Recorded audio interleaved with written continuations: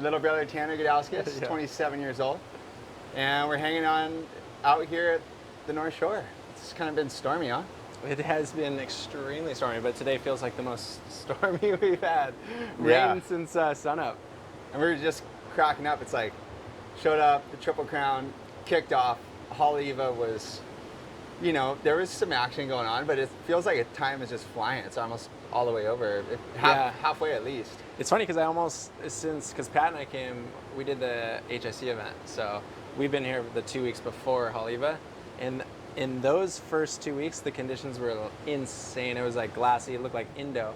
And actually really random because it had like a long period west swell that was smaller. And I hadn't really seen it like that before. Like Rocky Point almost looked like small Uluwatus, and there was no wind. And now, yeah, it's funny, it's like it's really broken down the time here, like almost 2 week intervals of like Indo to really small little lefts at Haleiwa, and then just crazy north wind, north swell. But it's cool, and for all the viewers watching out there online, it looks like maybe the Vans World Cup of Surfing at Sunset Beach could be kicking off in probably the next day or two. You know, we got maybe a little track from the northwest. It could be a favorable direction for Sunset, which is always exciting. Tanner last year was in the finals.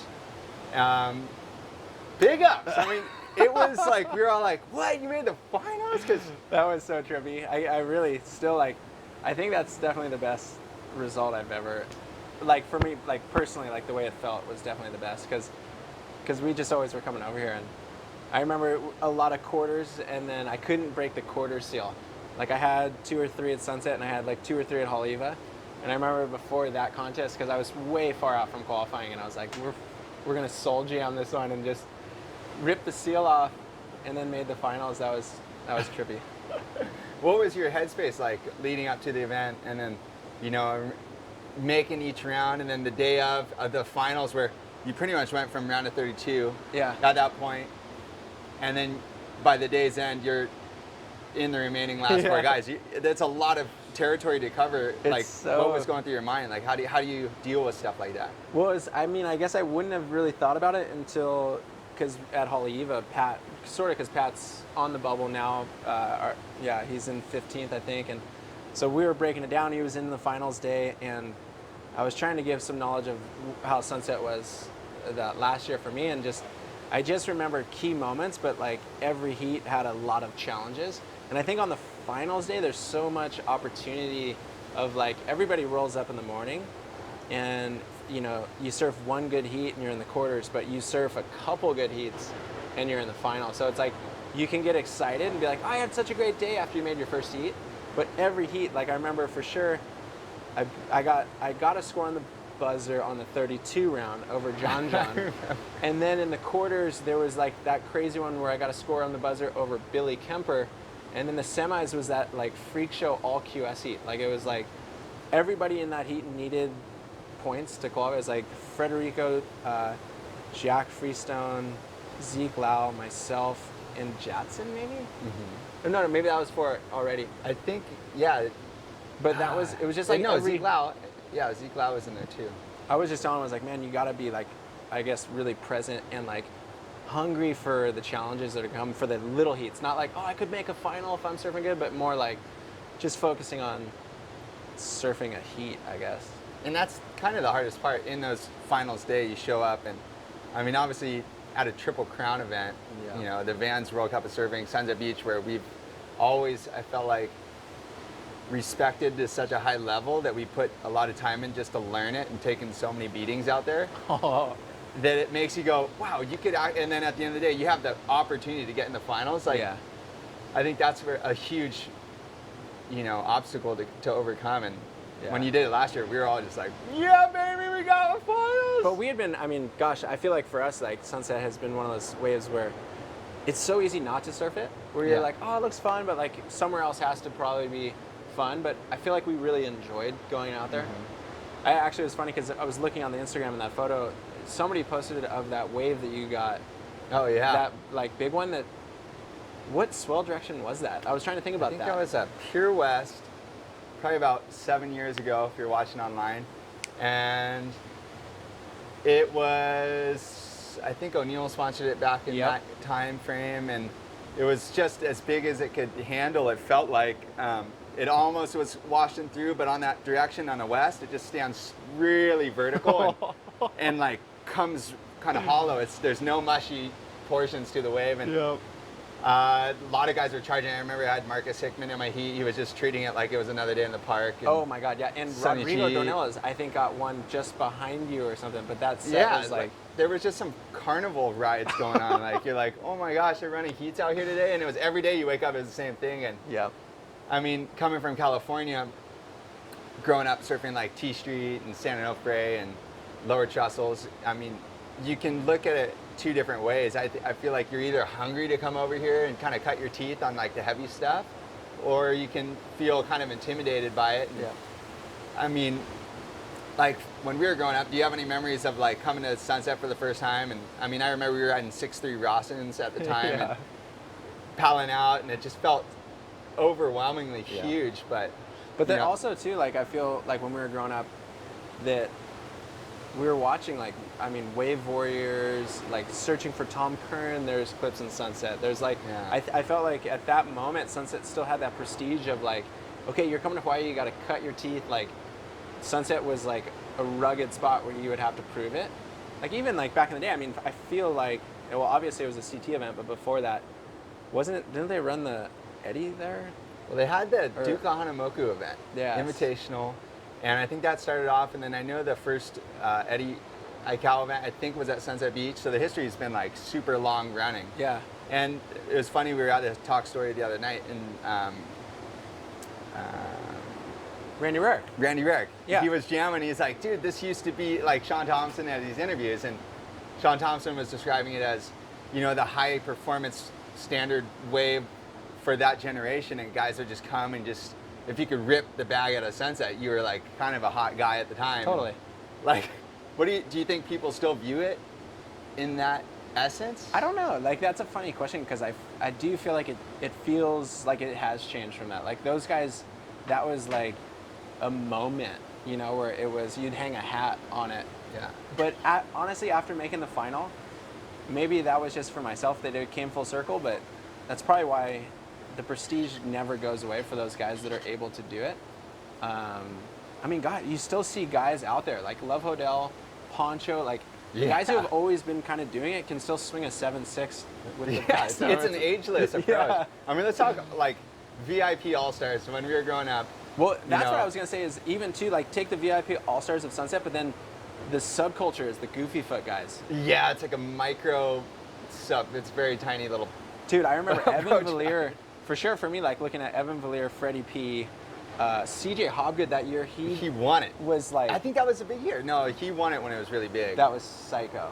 Yeah, There's a ton of like, it's a different line on your back end, I would have to say. Like, yeah, that's true. Do you change your equipment? Do you think are you riding a different board than what Patrick would take out to ride on the same size conditions? I am riding, and I tend to, it's funny because I feel like most backhand guys that I talk to are able to surf a smaller board. But for me, I'm normally a little bit bigger than Pat. Like if he's on a 6.6, I'm on a 6.8, and then it kind of goes up from there. Yeah. But I think that could be like off of a Reynos haze. I mean, I remember when we were starting, Reynos would always be like, just grab the bigger board. So, and well, I mean, that could be just a generational thing because I see Kahea telling the Groms out there now. Well, you've got to use more rail length. I agree 100% with that older school mentality where Yeah. you get so much more drive out of like a longer rail length, and it reflects in the maneuvers. And obviously, you know, you have your really red hot like guys like John and so forth who are pushing shorter. Yeah. But man, you can still make the finals out there and win events on. There's just, I feel like Sunset offers so much room for like a variety of styles. Yeah. You know, and everything is cool. It's not like one's better than the other. Like Mason Ho can be out there on a 5.6 fish pulling in on the inside bowl. That's what I remember because I remember Shane Beshan too was riding it at one point. Yeah, like, a quad. quads and it's cool because that certain style was unique to what some of the other guys were doing. And Mason, I feel like is able to tap into that. Like he almost has a supernatural flow. Yeah. Obviously with Sunset because he lives there and surfs it all the time. But And DNA, it's Yeah. like he's got great mentorship, Yeah. you know. he is, I think for sure for me, if I had to go like a VIP top 5, he'd be Mason would be in it, Yeah. 100%. John is totally in it just because he's so freaky over here. I love how... This is like current day. This is current, yeah. This is like if I was going to paddle out for a heat right now. Yeah. On like if I was digging a little bit outside of the Hawaiian Islands, I like Nat Young style out there. Ooh, the old Cobra. Well, I swear Ow. because there's something you can translate from Steamer's Lane and how that wave is always moving and like shaking it up to Sunset, because that inside bowl, like there's like phantom backwashes and stuff that'll come. You remember that one wipeout that Natty Boy got, and it was like on the highlight reel at every restaurant that was in town? It was like literally he went big time committed bonanza snap on the backside, comes down, his front foot slips off, face to the board, and we were all just like, oh my gosh. But then he like tried to roll off it. He hit face to the board, roll like, off rolled. Sunset rules. You get your butt kicked. Yeah, like, you get smashed.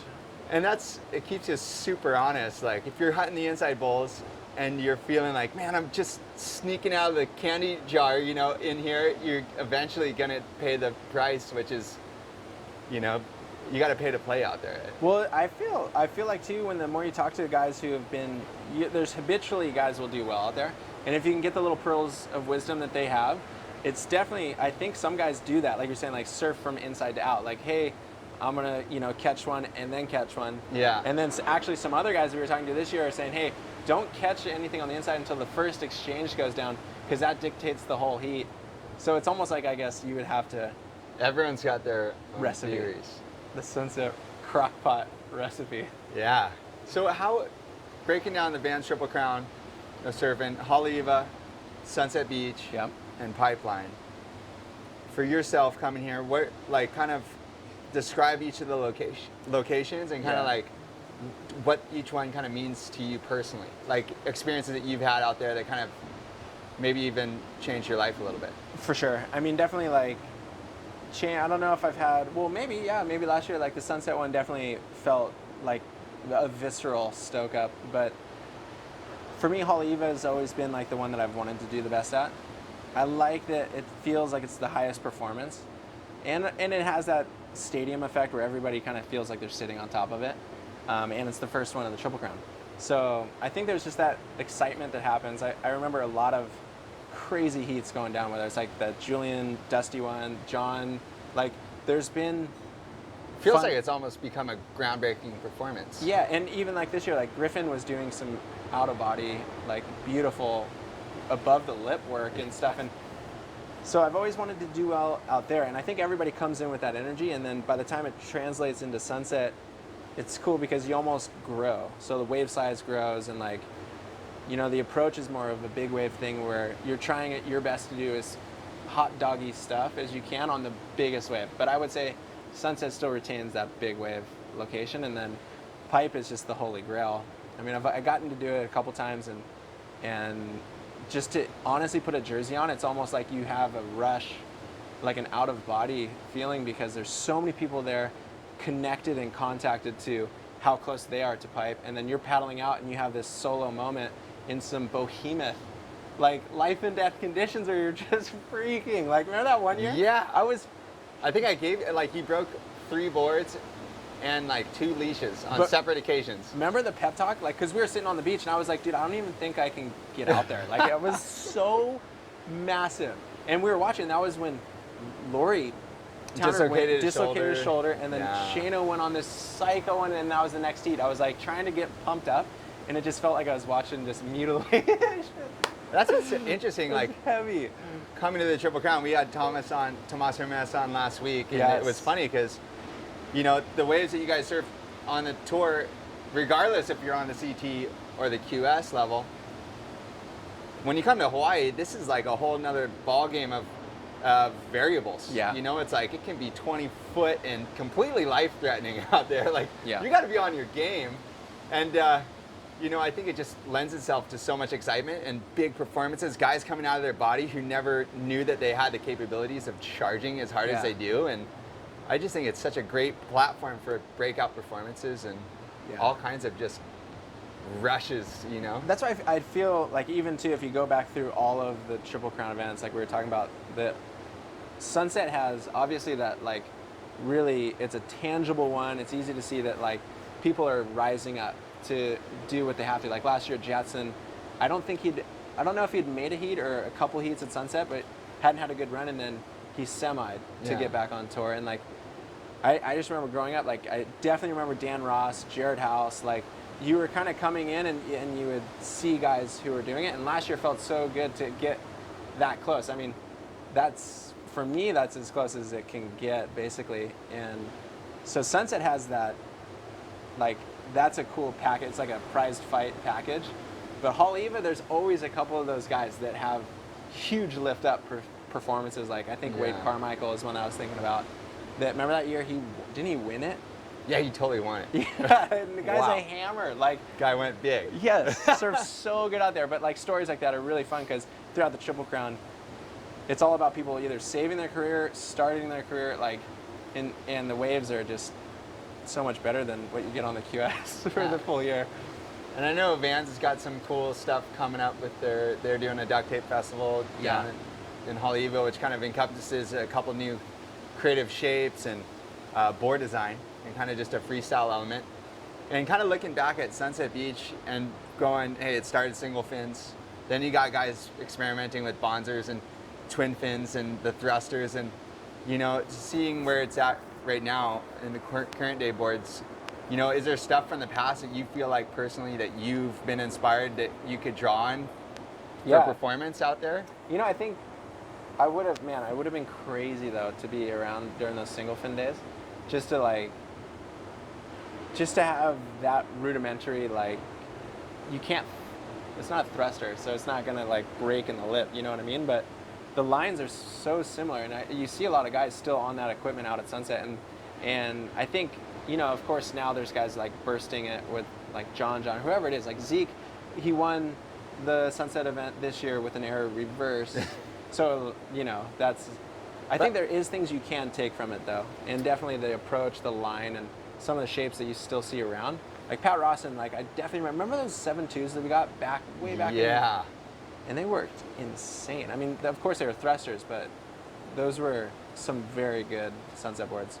Yeah, I kind of feel like those single fins kind of were able to ride pockets of speed in the wave, or the energy in the wave face that was,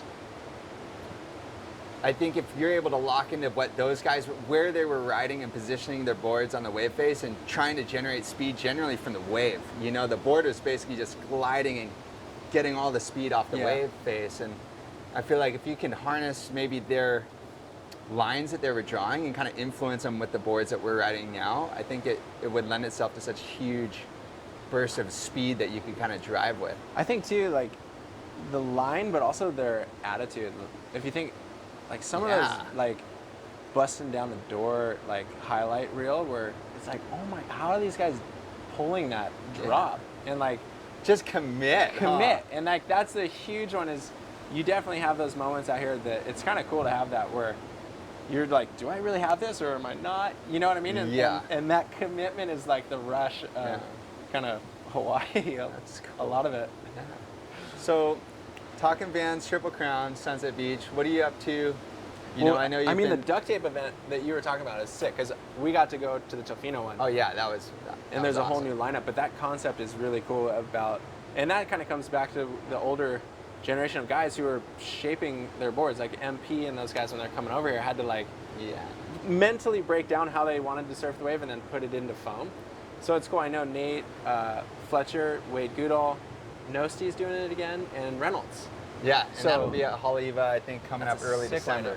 Yeah, and I think it's a free-for-all. The community is completely welcome to come down and enjoy riding the boards and hanging out, talking the story with the crew. So. Yeah, that was the best part, I felt like, in Tofino, because, you know, because I got to be a part of it. I shaped those two boards, and then you bring it to the beach, and it's almost like at that point, then it starts, because then the people come, they ride it, and then you talk about it, and it's not just like how good that board is, it's almost what was the theory behind that board. Yeah, and that's knowledge that you can only appreciate once you're starting to shape boards. I feel like, you know, you're like, hey, this thing floats, let's kill it. A good start. That's a great start. Yeah, it's hard to shape. Yeah, it's like, doesn't have a hole in it, it's not going to sink, so it's a success. Starting at there, you know. Like you can, like at the end, I remember at the end of shaping, you get all fired up. If you're I mean, obviously you're keeping the flow, but if you just take one wrong dig, you're just... Yeah. Because we did... was an interesting one just to feel how my board... a board river was coming across it.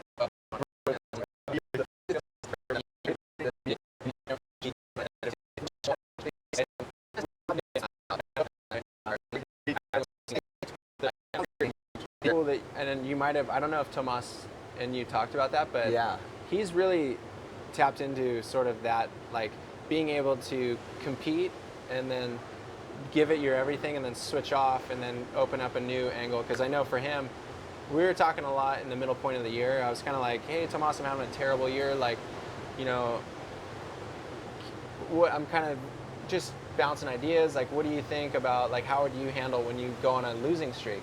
And he was saying he likes to film. He likes to take a lot of take days and just go, hey, I'm just going to film and take photos and then come back to it and be able to kind of switch competitive mode to like an enjoy, like a lifestyle surfing mode. Yeah. And I think that kind of helps balance it, especially at the end where you're so close and there can be a lot of pressure internally when you're like, oh, I just want to make it on tour and I just have to.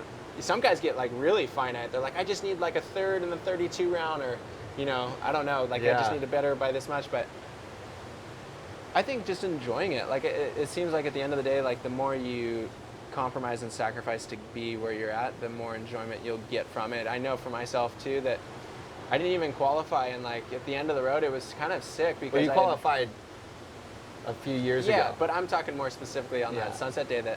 Like, I felt like I really was able to get in a headspace where I was pushing my full self onto that situation, and I didn't get the result I was hoping for, but still throughout that process and that day, that it was cool because it showed me that there was a side of it that I can go further, or like I got a lot out of that day, and it's cool that even in that moment, not qualifying was still such a great memory for me.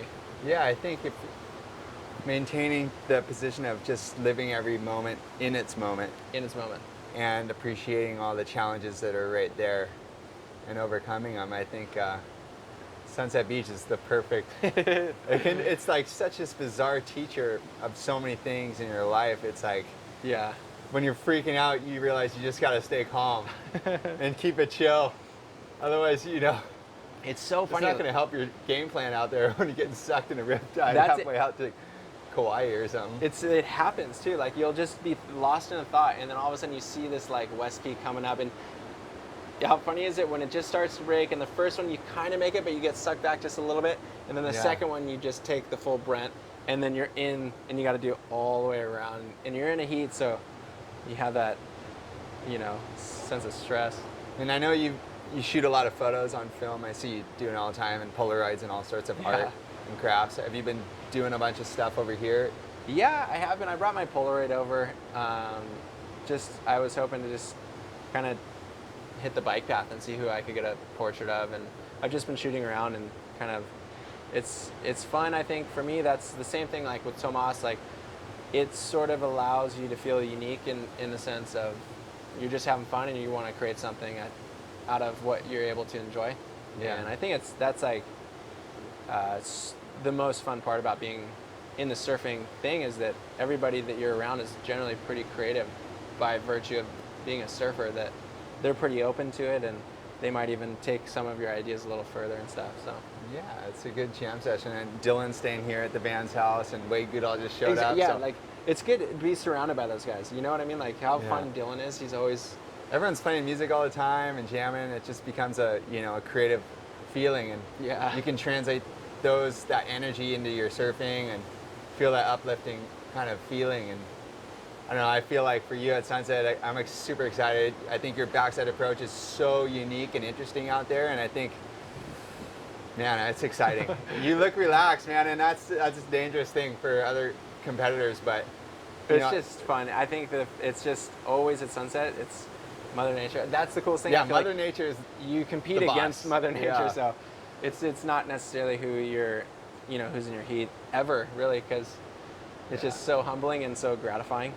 Yeah. I had a funny one at the HSC event. I was so excited because the surf was really fun. It was glassy, like I was saying, and this amazing wave was coming to me, and I was just looking at it, and I forgot to start paddling. and then I was like, oh my gosh, like I have priority, I should go. And I just kind of whipped it, and I did this late takeoff to the side. My board was like this, bit the front toe rail, and I went and just sprawled a full scorpion on like a beautiful 6-foot west peak. And I was just laughing, thinking that no matter where you're at and how comfortable you are with the situation, you're just still able to get rocked. Still get rocked, baby. From the bottom to the top and all the way to the bottom. Again. So, well, is there anyone that you wanted to say a big thank you to? Surfline. Yeah. And just, I don't know if there's anybody out there that was just psyched up. And Yeah. I mean, for us, I think over here in Hawaii, I'm just super thankful to the crew, the local crew. Chemo and the security guys, Kanaka Solution, and everybody who just gives the good vibes. So, yeah. Awesome, man. Well, we're cheering for you at Sunset. Thank you. Enjoy. Yeah, And I'll probably be in the channel. yeah. Yes. Boy, Caddy.